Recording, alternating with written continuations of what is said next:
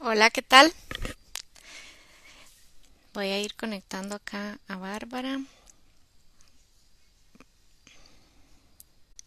Bueno, vamos a esperar un momentito.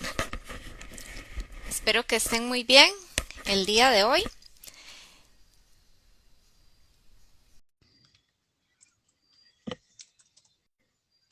Estoy conectando a Bárbara. Hola, ¿qué tal? ¿Qué tal? ¿Cómo estás, Bárbara? Muy bien, ¿y tú, Cintia? Muy bien, por dicha. Qué Voy bueno, a, excelente. sí, genial. Voy a ir haciendo, bueno, una pequeña introducción en lo que se van conectando, pues, otras personas. Entonces, bueno, buenas noches. Mi nombre es Cintia Carvajal, yo soy psicóloga y el día de hoy me acompaña Bárbara Pérez, que es psicóloga también.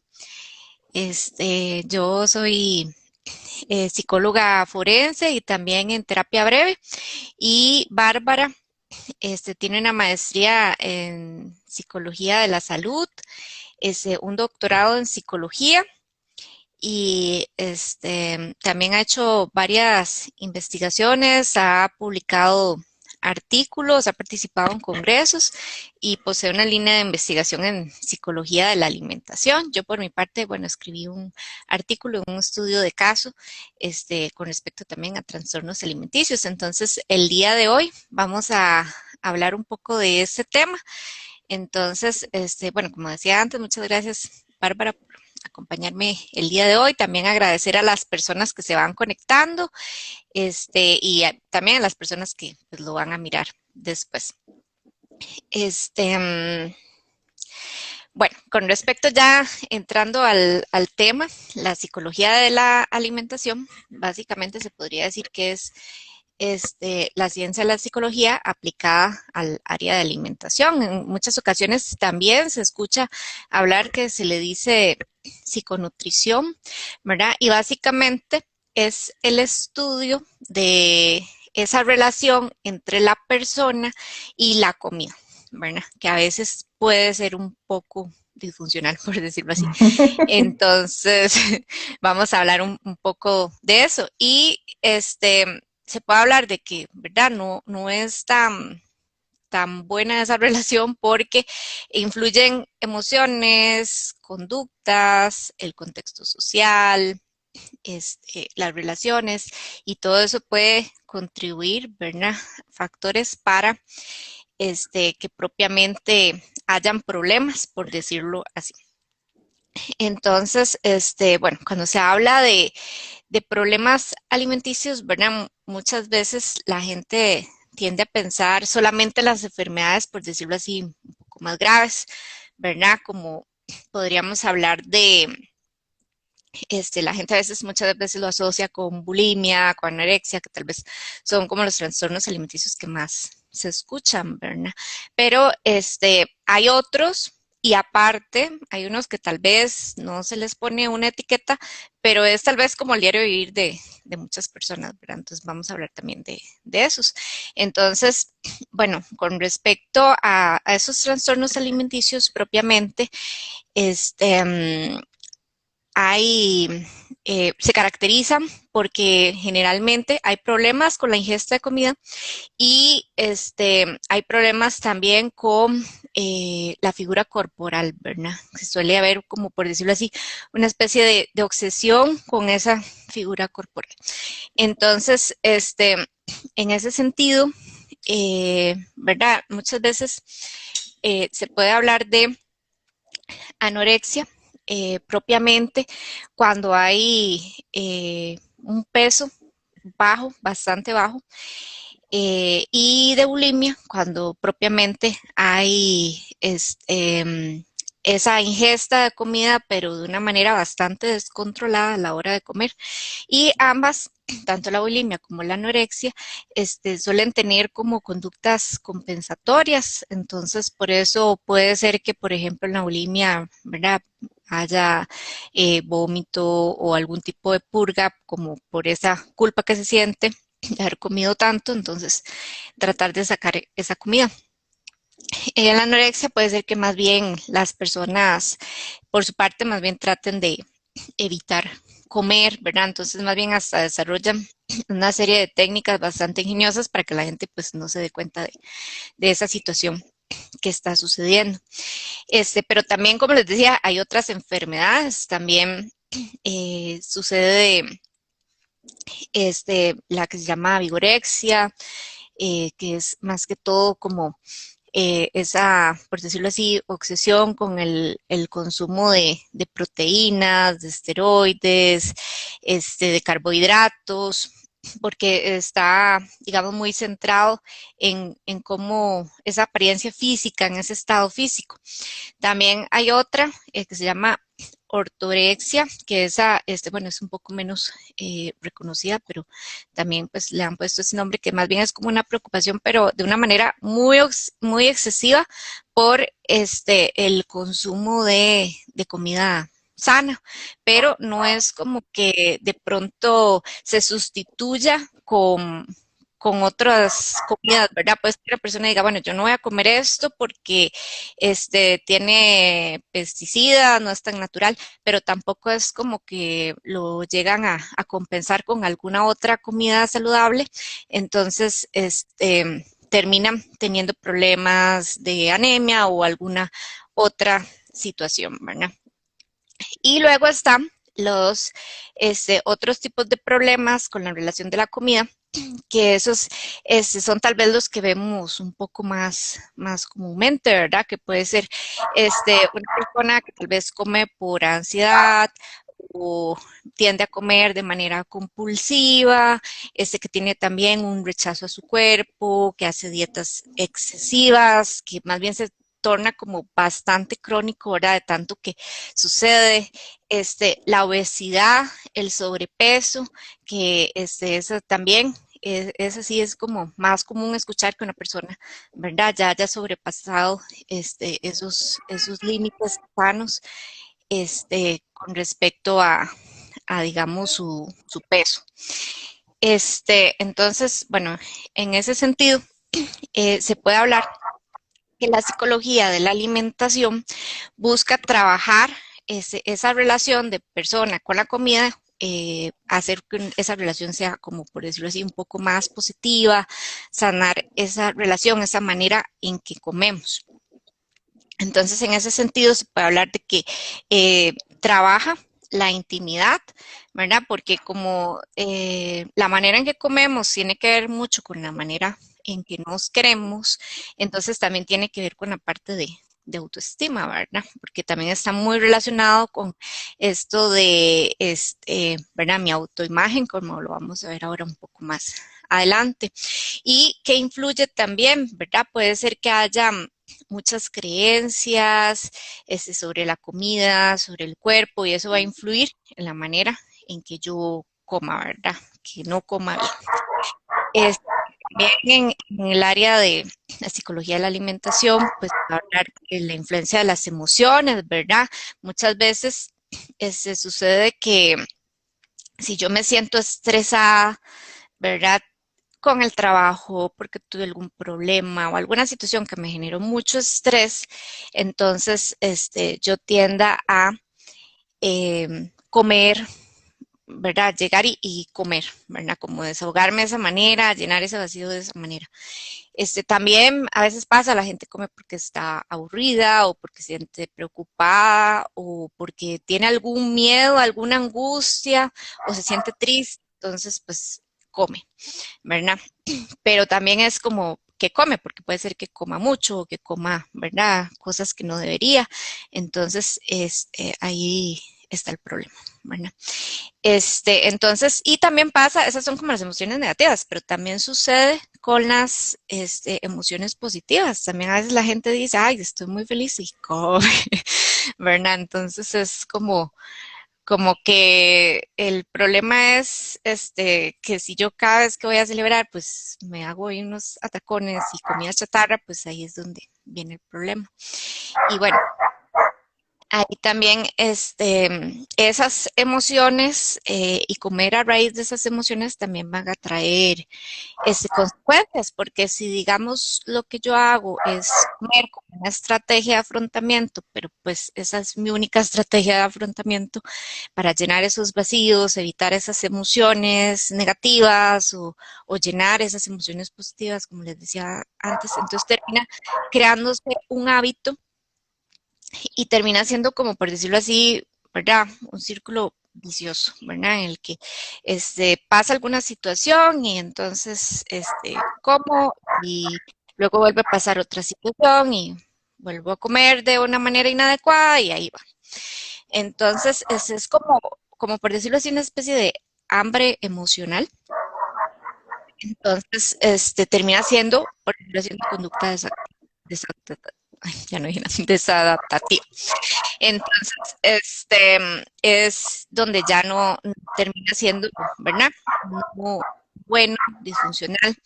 Y aunque digamos, esa solución que yo de con respecto a la comida por mis emociones va a ser una solución a corto plazo, porque después van a venir otras emociones negativas, tal vez culpa, por ejemplo, o otras consecuencias, ¿verdad? Porque también están las consecuencias de la salud.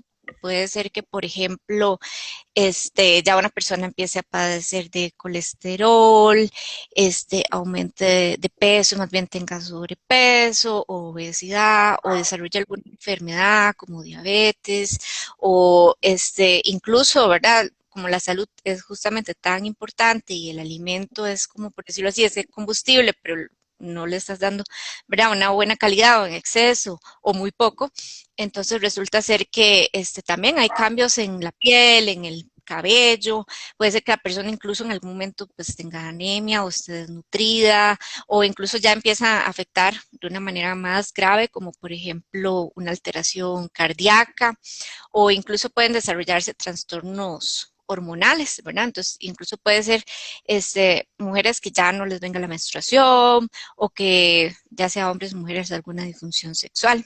Entonces puede tener consecuencias a nivel físico. Y estas emociones que les decía antes, negativas, que puede ser la culpa, puede ser que entonces ya la persona esté como, por decirlo así, como muy obsesionada, como muy ceñida, muy persistente con X situación, ¿verdad? Qué sé yo, estarse pesando, estarse viendo al espejo, estarse diciendo cosas negativas, ¿verdad? Y eso va a generar sentimientos negativos que van a generar un malestar. Entonces, digamos, puede ser que también hayan cambios de ánimo, inseguridad, aislamiento, eso que les decía, ¿verdad? De una, verse a sí mismo, a sí misma, de una manera negativa. Entonces termina siendo, como les decía antes, como un círculo vicioso. Y bueno, con respecto a los factores que influyen o promueven una mala alimentación, esos son varios, ¿verdad? Que tienen que ver incluso con la cultura. Entonces, le voy a hacer la palabra a Bárbara para que nos hable un poquito más del tema. Gracias, Cintia. Pues fíjate que estoy bien, muy de acuerdo con lo que estás comentando ahorita. Como psicólogos de la salud, bueno, en este caso, atendiendo la parte de la psicología de la alimentación específicamente, a aquellas personas que nos están siguiendo ahorita o que van a ver la transmisión más adelante, quiero comentarles que es un problema de salud. O sea, ya hoy en día, al menos en México, yo no sé, yo creo que vamos a hablar, más bien vamos a hablar de esto más adelante, pero en México hay un verdadero problema de salud relacionado a la alimentación. Entonces, ¿por qué es tan difícil? ¿Por qué si las personas hoy en día sabemos que, porque la verdad es que hoy en día hay mucha más información que antes, ¿por qué si hoy sabemos que comer papas, que tomar refresco, por qué si sabemos que eso nos hace daño, que eso, bueno, habrá quienes lo ven como por el lado de, ah, bueno, es que esto me hace engordar, habrá quienes lo ven por el lado de, bueno, es que esto me hace daño a mi cuerpo. Habrá quienes lo vean por el lado, bueno, es que a veces esta parte ni siquiera es ecológico, ¿no? Entonces, ¿por qué? Si sabemos eso, ¿por qué lo seguimos comiendo, no?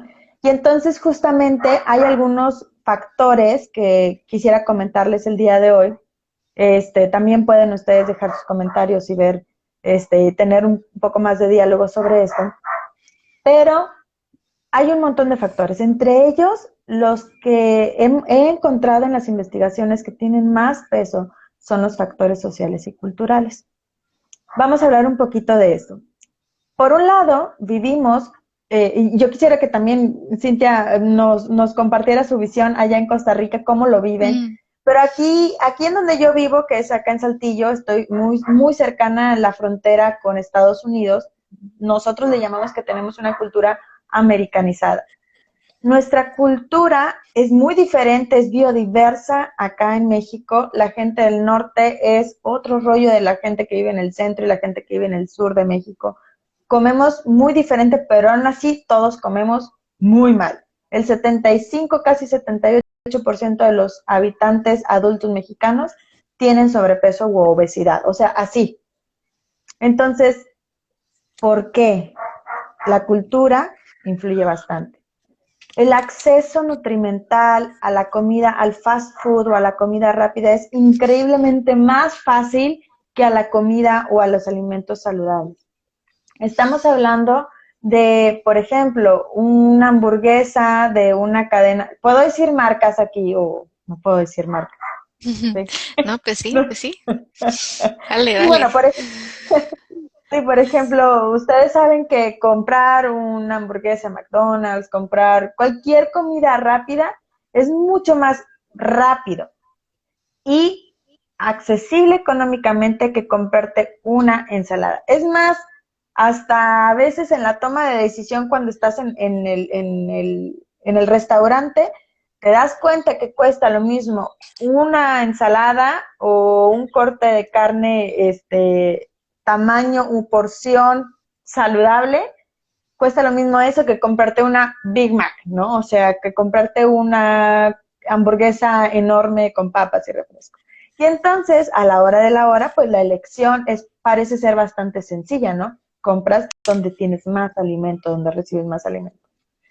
Además de ese factor económico, de ese factor de accesibilidad alimentaria, es decir, porque es más fácil conseguirlo, hay otros factores que son muy importantes.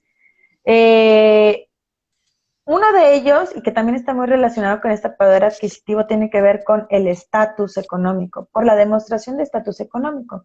Los estudios demuestran que hay como un corte, ¿no? Las personas que tienen un nivel socioeconómico bajo a medio tienden a percibir que el consumir este tipo de alimentos que se venden en cadenas o en franquicias de fast food les da más prestigio que comerse, por ejemplo, los tacos de frijoles en su casa. Eso te da más, o sea, es la percepción de las personas, ¿no? Entonces me veo más nice si como, no sé, la pizza en tal lugar que si me como los tacos en mi casa. Cuando nutrimentalmente no hay una proporción ni calórica ni nutrimental entre los taquitos de frijoles o, por ejemplo, con tomate, si quieres tú, y la pizza. Por otro lado, está la otra parte de las personas que son ingresos socioeconómicos medios a altos, que tienen una percepción muy diferente de la alimentación, y entonces el estatus socioeconómico no lo va a dar el que no se lo va a dar el que compre en una cadena de fast food, sino que compre, por ejemplo, en un restaurante gourmet. ¿Qué tiene las características de un restaurante gourmet? Bueno, que te venden un pedazo de este tamaño de carne, bueno, acá en México, no sé, 350 o 400 pesos, ¿no? El equivalente a, ay, soy malísima con las matemáticas, pero vamos a decir que unos $20, por ejemplo. Entonces, ¿qué es lo que ocurre aquí? Que la alimentación también está inherentemente dada por el factor económico, pero sobre todo por el factor social de prestigio, de mis posibilidades al consumir. Hay, como ustedes saben, también otros factores importantes que yo creo que a todos nos ha tocado, que tiene que ver la influencia familiar, el contexto y las normas sociales alimentarias. Yo no sé cómo les ha ido a ustedes, Cintia, no sé cómo te fue a ti con tu abuelita, con tu mamá, pero yo sí venía de una familia en donde mi abuelita me decía, te comes todo lo que está en el plato. y no te levantas hasta que no te acabas todo lo que... Pero yo llené a lo mejor la mitad del plato, pero te lo tienes que comer todo. Hay una película que no sé si han visto, que es la de Coco. Bueno, hay una escena en donde la abuelita le dice al protagonista, un niño que se llama Miguel, le dice, ¿quieres más tamales, mijo? Y entonces el niño le dice, no, abuelita, gracias. Y la abuelita dice, te pregunté que si quieres más tamales, o sea, y le sirve los 5, 6, 7 tamales. Bueno, claro que si lo platicamos así puede dar risa, pero déjenme decirles lo peligroso que son ese tipo de normas sociales alimentarias. ¿Por qué? Porque esas normas sociales alimentarias hemos encontrado en todos los estudios, en todas las edades, en niños de preescolar, en niños de primaria, lo hemos encontrado en adultos, en adolescentes, jóvenes y adultos, que las normas sociales alimentarias tienen mucho más peso que las normas de salud. Es decir, muchas personas, voy a decir un ejemplo hacia el azar de algo que he escuchado en mis pacientes, ¿no? Muchas personas piensan, es mejor darle a mi hijo una orden de tacos o darle una orden de una pizza o comprarle una hamburguesa porque es más saludable porque tiene carne. Ajá, ¿sabes cuántas calorías le estás metiendo? ¿Sabes el desequilibrio energético que le estás dando a tus hijos? Las personas dicen, no le doy coca porque eso es muy malo darle coca a mi hijo, es malísimo. Uy, ya estamos cada vez entrando como un poco más en esa cultura, pero le doy un Jumex, un jugo Mm. alto en calorías que tiene similar o a veces un poco más de calorías que tiene el refresco. Ah, sí, pero no tiene los gases y no tiene, bueno, sí, pero es engañarnos, es esta parte de seguir las normas sociales alimentarias que le dicen, no, ¿cómo le vas a dar coca al niño? Ajá, pero le estoy dando jugos, pero no le doy la cantidad suficiente de agua, pero no le estoy incluyendo vegetales a los niños. Hablando en los adultos, estas normas sociales alimentarias tienen un gran peso porque no, cuando son niños, en gran parte se apegan pues a lo que les dan los papás. Pero llega un punto en la preadolescencia y entrando a la adolescencia cuando es un verdadero descontrol, personas que nos están viendo. Sí, efectivamente, es más posible que los niños consuman más frutas y tal vez un poco más de verduras, no las suficientes según lo que reporta la salud, pero un poco más de verduras. Pero cuando empiezan a tener decisión alimentaria, empiezan justamente a elegir alimentos que les gustan. ¿Cuáles son los alimentos que les gustan? Pizza, tacos, hamburguesa. Lo más saludable que dicen los papás, espagueti, etcétera, ¿no? Entonces, ya aun cuando los papás les digan, no, es que no te lo comas, no hay poder humano que haga que no coman eso, porque es lo que aprendieron en casa.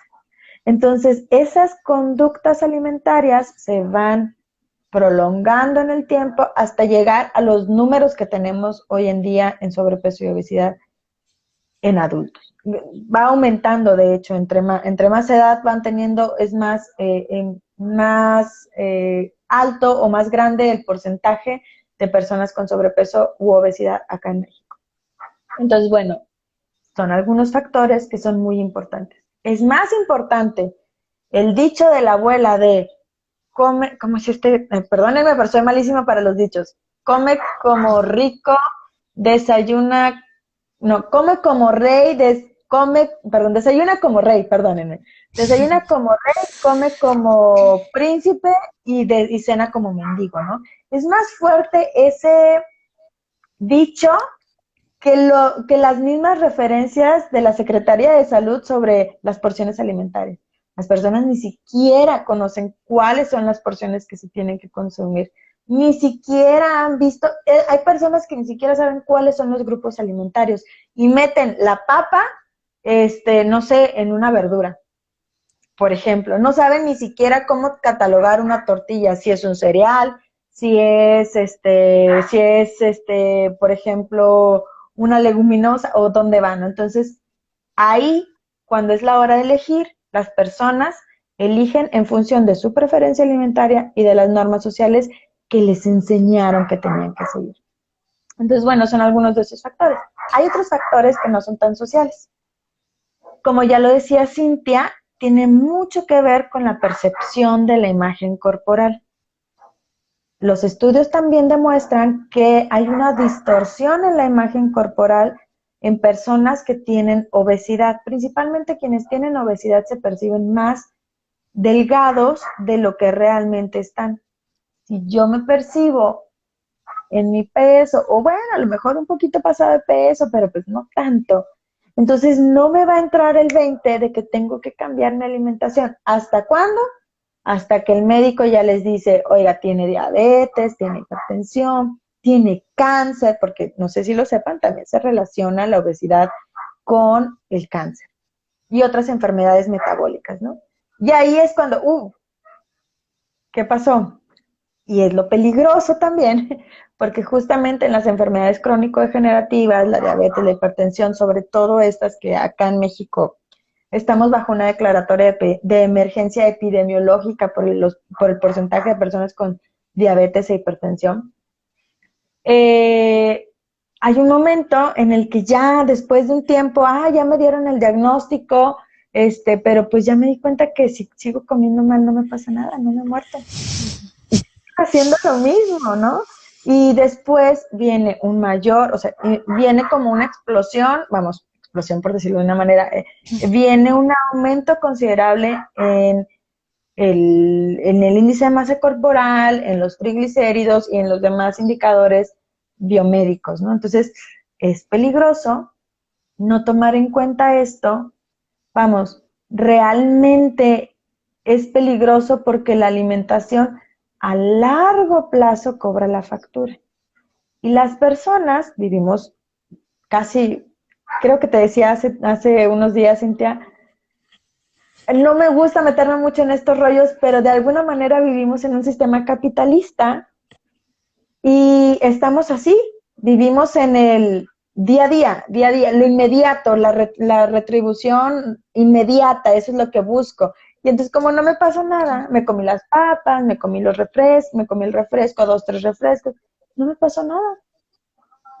Bueno, entonces lo sigo haciendo. Entonces son ese tipo de factores que están influyendo mucho. Si yo no percibo que tengo un problema de salud, eso lo dice el modelo de creencias de salud. Si yo no percibo el problema, entonces pues no voy a hacer ninguna modificación conductual. Entonces, bueno, esos son algunos de los factores que están fuertemente influyendo en la toma de decisiones, digamos que para cambiar los hábitos de alimentación. ¿Por qué? Porque además de eso, como ya lo mencionaba Cintia, hay un círculo vicioso que se presenta entre la alimentación emocional, el comer por mi emoción, o sea, como mucho porque estoy feliz, como mucho porque estoy muy triste, o a quienes también lo llevan del otro lado, ¿no? No como porque estoy muy triste o muy enojado, lo que sea. Entonces, por un lado está esta situación regulatoria emocional y por el otro lado se presenta lo que yo le llamo la paradoja alimentaria. Y ahí está bien cañón, porque en esta paradoja podemos caer todos, hasta personas que tienen mucho conocimiento del tema, que pueden tener mejores hábitos alimentarios, etcétera, caen en esta paradoja. Les explico un poquito de qué se trata la paradoja alimentaria.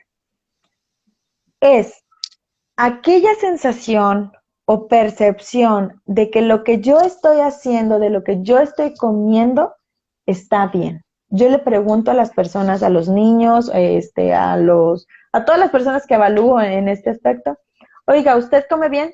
Sí, sí como bien. Muy bien. Y luego le hago un recordatorio de consumo alimentario y resulta que come pésimo. Tienen bajo consumo de frutas, sobre todo de verduras, tienen bajo consumo de leguminosas, tienen alto, excedido consumo de carnes, azúcar, los niños de lácteos, cereales. Bueno, acá en México eso es tus tacos, aquí la vida es en tacos, la vida se cuenta en tacos. Entonces, por un lado está el yo percibo que sí como bien, pero por el otro lado está, cuando ya hacemos una evaluación más objetiva, una alimentación terrible. Y entonces les preguntamos, oye, ¿conoces las normas sociales, perdón, conoces las normas de salud? No, pues sí. ¿Y cómo se tiene que comer? Ah, pues hay que comer de todos los grupos alimenticios. ¿Y cuáles son los grupos alimenticios? Frutas, verduras, carne. O sea, por ejemplo, ¿no? Entonces, allí es donde se presenta esta paradoja porque las personas evalúan su alimentación de acuerdo con de acuerdo con las normas sociales que aprendieron y no con las normas de salud. Ahí se genera este hueco tan difícil porque luego todavía hoy en día tenemos personas que dicen, ay, es que mi hijo no está gordito, mi hijo está bien fuertote, está bien saludable. Eso era del tiempo de mis abuelitas, pero todavía hoy en día me sigue tocando encontrarlo en consulta, ¿no? Entonces, bueno, son algunos de los factores que están influyendo. Esta paradoja alimentaria se da principalmente por la forma en cómo construimos la realidad acerca de la alimentación. Si yo creo que esto es lo que está bien, voy a seguir haciéndolo. Hasta que no pasa algo verdaderamente fuerte que nos dice, oiga, no, eso no está bien. Ah, pues no sabía. Y a veces es más fuerte la inercia, a veces es más fuerte porque también está el otro factor, ¿no? Ustedes lo deben de saber. Hay alimentos que son altamente adictivos. Todos aquellos que presentan grandes cantidades de azúcar, bueno, pues justamente pues esa es la función del azúcar, ¿no? Entonces, bueno, son algunos de los factores. Se me pasa algunas de las cosas que quería decirles, pero principalmente tengo estos en mente. ¿Tú recuerdas algo más, Cintia, de lo que teníamos que Sí, platicar? también la parte del tiempo, que muchas veces la gente de pronto no le dedica el tiempo o da como la excusa de, no tengo tiempo para cocinar, ¿verdad? O esto también de un poco de las creencias, que muchas veces la gente lo justifica como, voy a darme un gustito. Sí. Entonces termino comiendo, ¿verdad? Toda aquella comida chatarra. Y también la parte de las porciones, que tal vez no son las adecuadas, porque justamente como no hay suficiente información, entonces a veces se escucha hablar de personas que dicen, no, pues sí, yo como frutas, pero ya cuando se le preguntan cuántas frutas, y eran un montón de frutas, y eso tiene un montón de azúcar, entonces no estaba comiendo tampoco de manera adecuada. Y eso tiene mucho que ver incluso pues con la dinámica familiar, bueno, un poco también lo que usted hablaba Ujú. de un día de esos veía yo un documental que era de un señor, ¿verdad? Que ya era una obesidad tan complicada que ya o lo operaban o se moría. Y para poderlo sacar de la casa lo tuvieron que destruir una pared y sacarlo con grúa y todo porque pesaba un montón. Y resulta ser que ahí, ¿verdad? Surgen, cuando se ve ese documental, surgen muchas preguntas, porque es como de pronto inevitable preguntarse, bueno, pero si este señor no se puede mover, solo puede estar en la cama, ¿cómo adquiría pues toda esa comida, ¿Quién le ¿verdad? lleva la comida? Le Claro. llevaba la comida. Y tenía mucho que ver con que sus familiares lo hacían porque si no el señor se ponía de mal humor. Entonces, pues era más fácil tenga su comida que tener que lidiar con las emociones de este señor.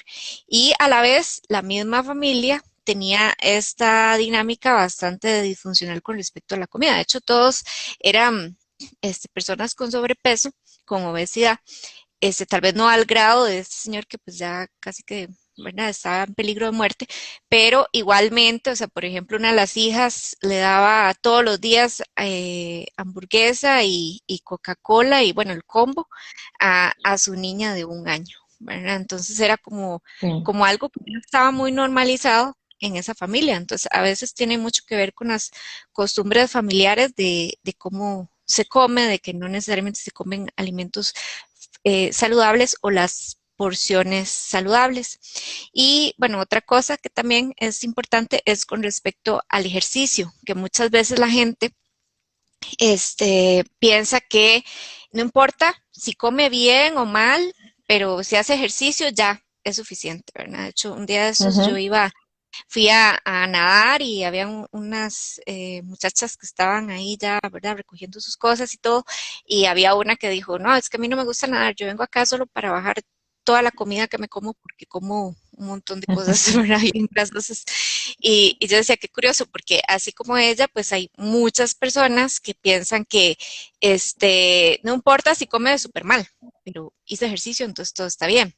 Y claro, ¿verdad? Peor sería que no hiciera ejercicio. Eso de una u otra manera le está salvando un poquito la tanda, pero no quiere decir que sea una persona saludable, ¿verdad? No, para Entonces ahí nada. es donde...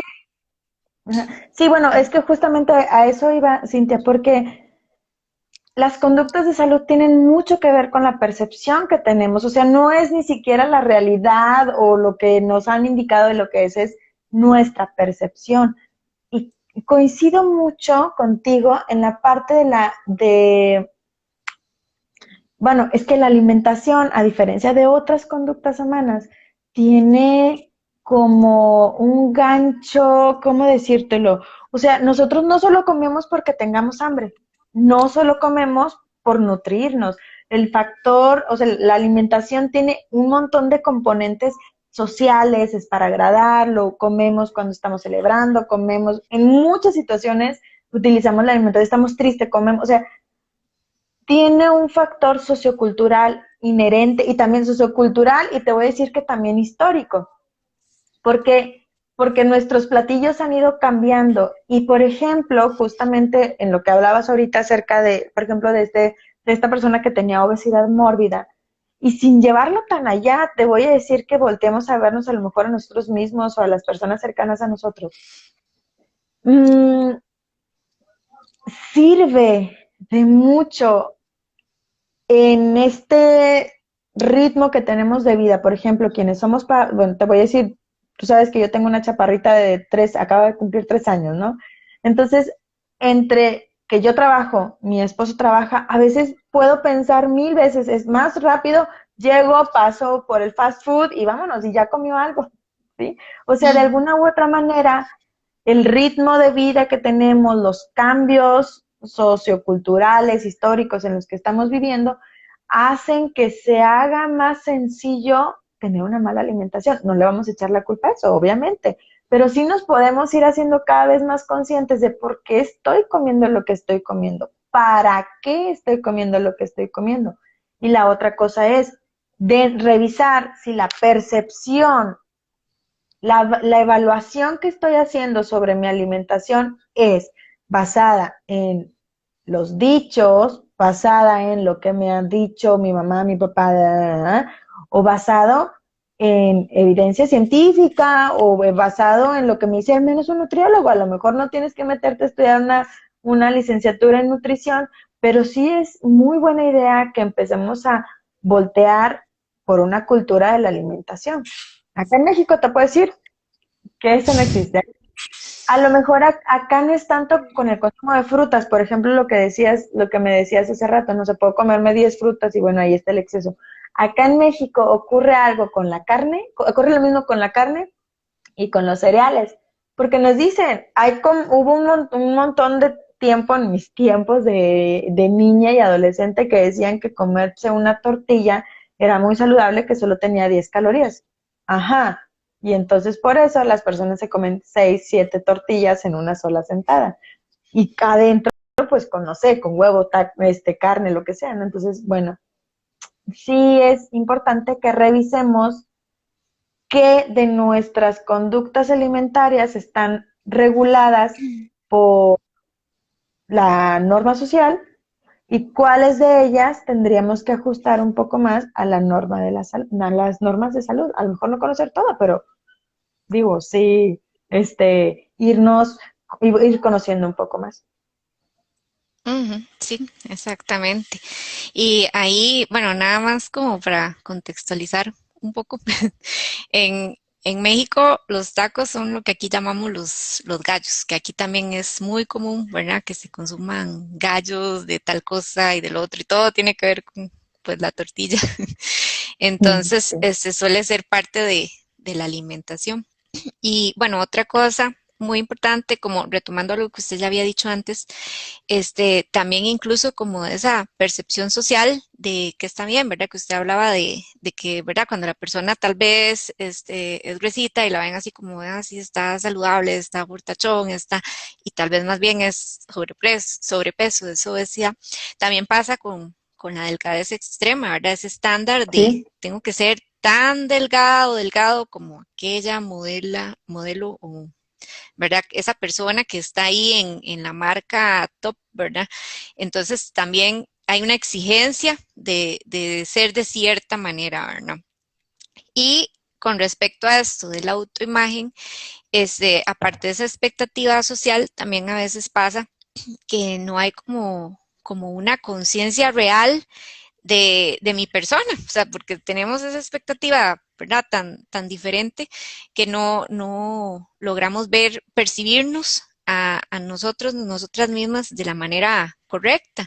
Yo me acuerdo que yo, bueno, una paciente que había tenido justamente, ella pensaba que estaba gorda porque la gente se lo decía, pero no era como que ella se iba y se pesaba en una báscula y no es solo pesarse en una báscula, porque puede ser que el peso le diga tanto, pero es cuánto de grasa tiene, cuánto de masa muscular tiene, ¿verdad? Que eso también pasa. Me acuerdo una vez una compañera del trabajo que estaba súper deprimida porque había aumentado un peso, pero la misma nutricionista le dijo, no, pero es de masa corporal, está muscular. bien. Ujú, sí. Sí, de masa muscular, está bien, pero ella está muy triste porque pues era un kilo más, ¿verdad? Entonces, a veces no hay como una percepción real de ese peso.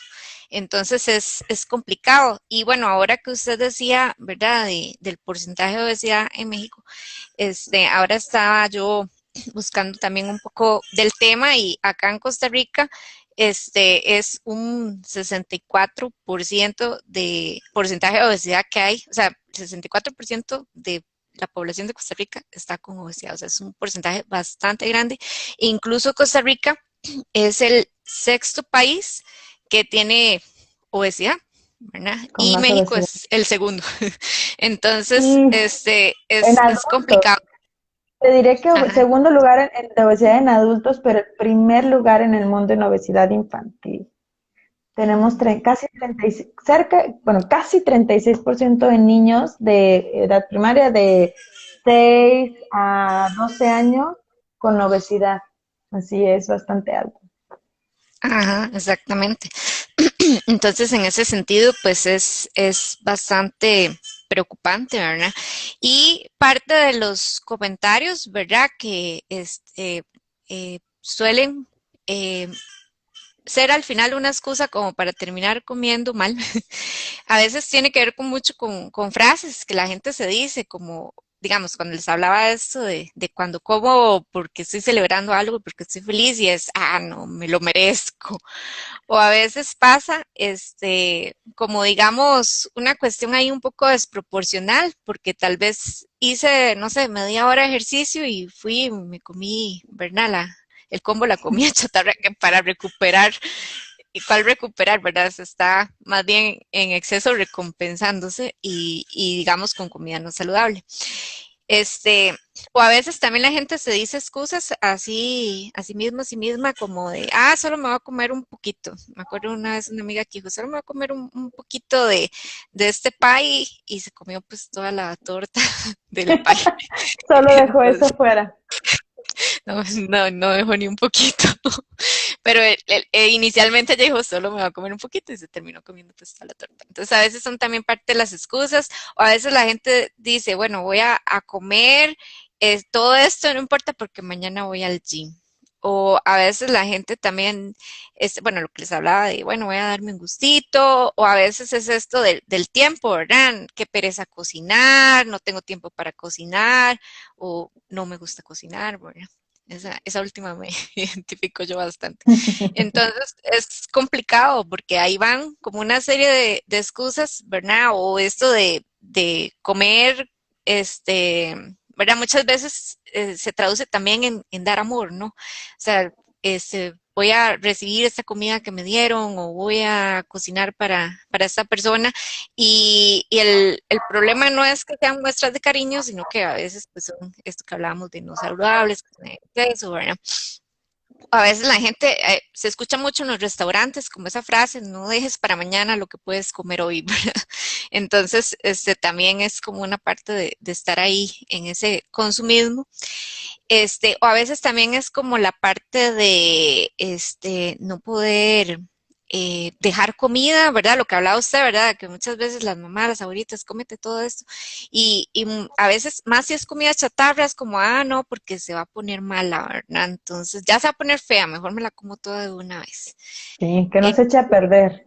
que no se echa a perder. Entonces ahí van con las excusas y termina comiendo la persona, pues mal.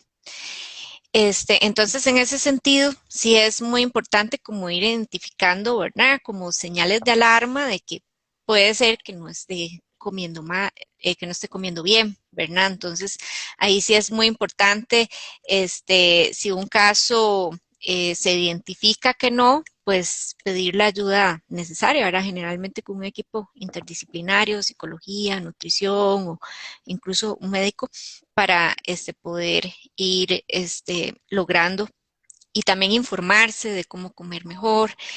Este, y empezar a notar, ¿verdad? Especialmente si hay algunas situaciones que más bien se aumente bastante de peso, se disminuya bastante de peso, es decir, los niños que tal vez se detuvo como ese crecimiento, ¿verdad?